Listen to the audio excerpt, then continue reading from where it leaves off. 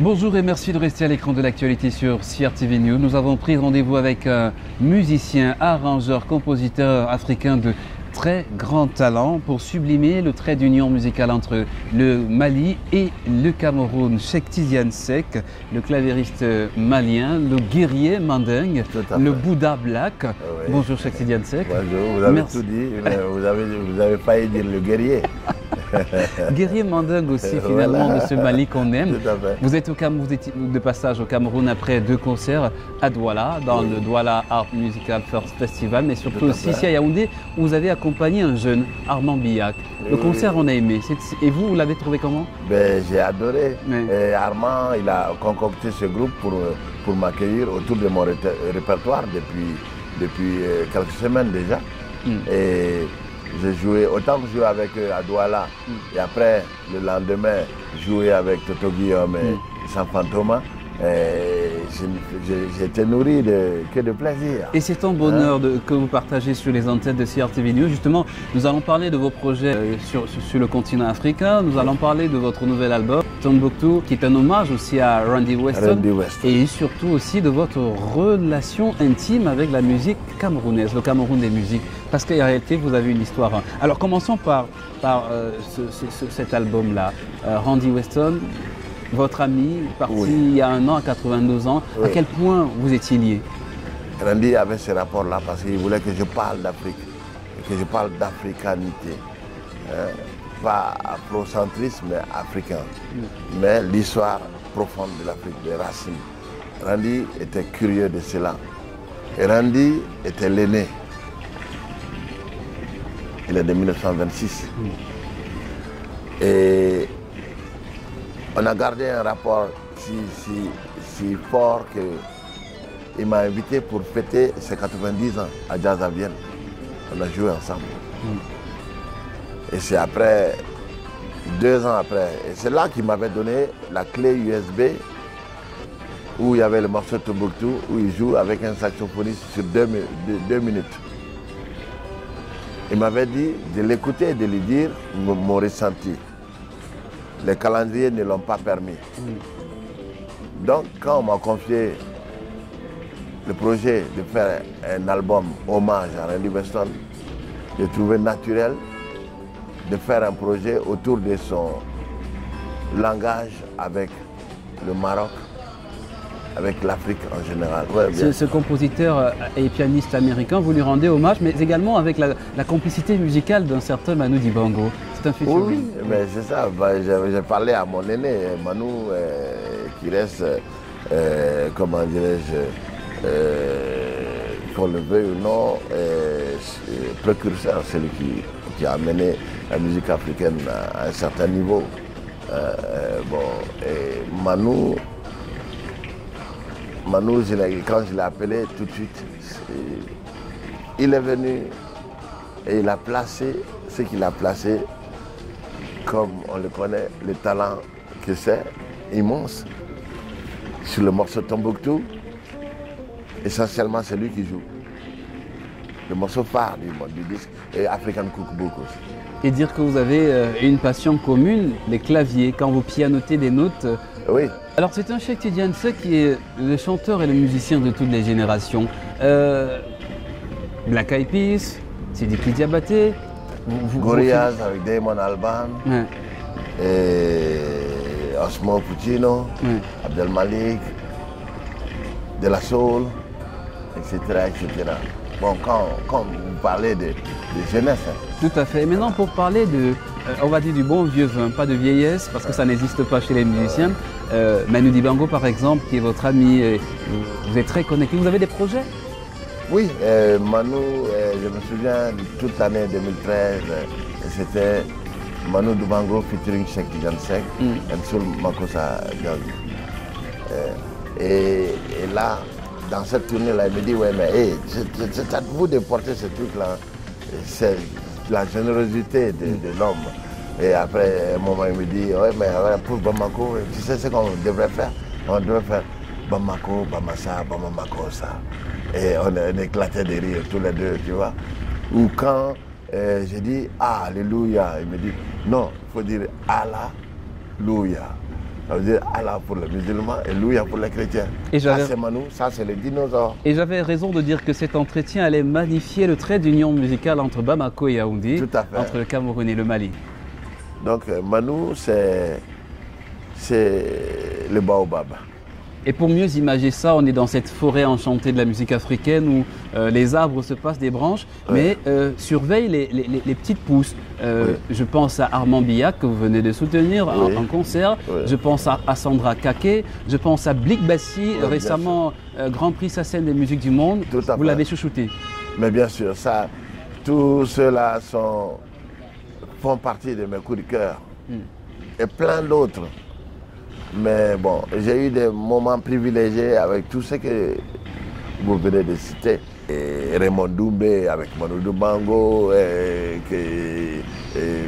pour aussi Yves Ndiok, Brice Wassi, il ne faut pas les oublier. Mes collaborations sont multiples avec le peuple camerounais.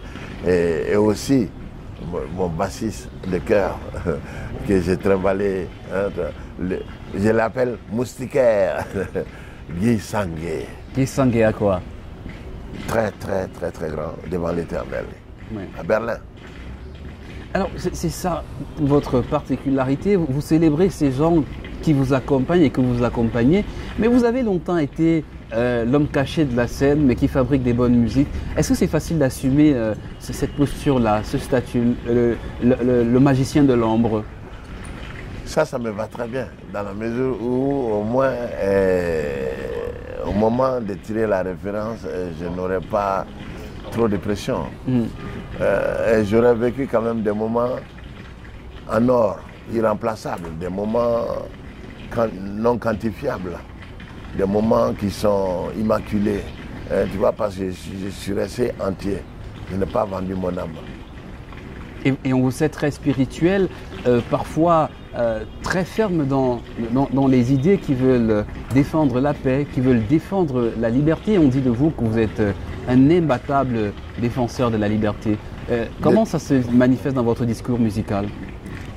Ça s'est toujours manifesté. Mes deux derniers albums, je parle justement d'équilibre par rapport au nouvel ordre mondial. Et aussi quand la crise a commencé dans mon pays, depuis 2011-2012. Alors c'est dans Cheikh Tidiane Seck qui, pour conjurer le sort, ces dérives politiques, veut rentrer dans la bataille des idées. Avec vos mots et vos notes sont assez froides, vous êtes ferme là-dessus. Mais de tout le temps, écoute, depuis les années 70, je suis devenu guévariste et je suis actuellement Che Guevara. Je suis guévariste jusqu'à ma mort. Justement, dites-nous pourquoi on vous appelle le guerrier.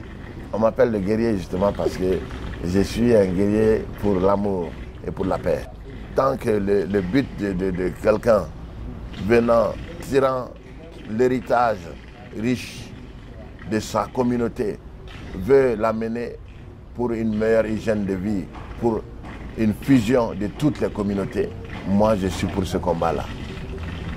C'était une énergie spirituelle qui sous-tend votre discours musical. Par exemple, on vous appelle le Bouddha Black. Pourquoi? Oui, mon album Manding Groove, il y a un journaliste, Brice Wassi, et qui arrive et qui voit la pochette de l'album. Il me dit, mais position le lotus, mais vous ressemblez à un Bouddha, vous êtes un Bouddha noir. Et là, c'est parti comme ça. Il a écrit dans Africa International, le journal, Black Buddha. Et donc, ça a été mon surnom. Entre autres, guerrier, Black Buddha, Che. Certains quartiers de Bamako, si tu dis pas Che, on ne me reconnaît pas. Che Guevara. Et c'est un Black Buddha qui inscrit définitivement son nom dans l'excellence musicale de l'épopée des musiques noires. C'est ce continent africain qui vous est si cher. Et notamment en ce moment où vous avez annoncé travailler avec des Ougandais comme vous le faites ailleurs. Il va s'agir de quoi précisément? En fait, ils ont des balafons, ils creusent la terre sur au moins 3 mètres. Imagine, avec des troncs d'arbres, des bananiers, et ils mettent les lames des arbres. Les lames qui servent de lames de balafon. Et ils sont 6 d'un côté, 8 d'un autre, ou bien, ça dépend, ils peuvent être 12 sur le même balafon. Et la terre est la caisse de résonance. Ça, c'est fort, ça. Quand le gars il joue la grosse note avec la terre tremble, mais tout ça est fusionnel. Et il joue autour de ce balafon. Ça, c'est unique, ça. C'est aussi votre plaidoyer, cette façon de mettre en avant les instruments musicaux de la nature, les instruments musicaux de l'Afrique. Vous avez dit par exemple ça à des jeunes comme Sidiki Diabaté que vous avez accompagné sur le terrain, sur la scène musicale. Mais bien sûr. Quel est votre rapport avec ce fils bien-aimé du pays malien? Je l'adore, je l'aime beaucoup, je l'aime. Bon. Il n'est pas dans la vindicte du clash, tout ça. Je l'adore. Il est porte-drapeau d'une certaine évolution actuelle de notre musique. Dans nos clubs, il faut qu'on puisse jouer nos rythmes complexes. Le bikutsi, ou la siko, ou le makossa, ou les iglibiti, ou les dundumba mandé, et tout ça, ou les sabars, qu'on puisse les danser avec ces sons-là, ces sonorités-là. Je suis curieux de voir des jeunes qui auront le cran d'aller jusque-là. C'est là que je dirais, oui, d'accord. Puiser dans la nature, comme derrière nous là, il y a la musique de l'eau qui résonne dans la rigole. Voilà. S'inspirer comme ça. Ouais. Vous qui êtes un des gardiens de la sono mondiale, quel est, s'il fallait dire, l'album de votre identité? Ah, là, c'est une question piège. Mais je dirais l'album de mon identité par rapport à mes albums. Ouais.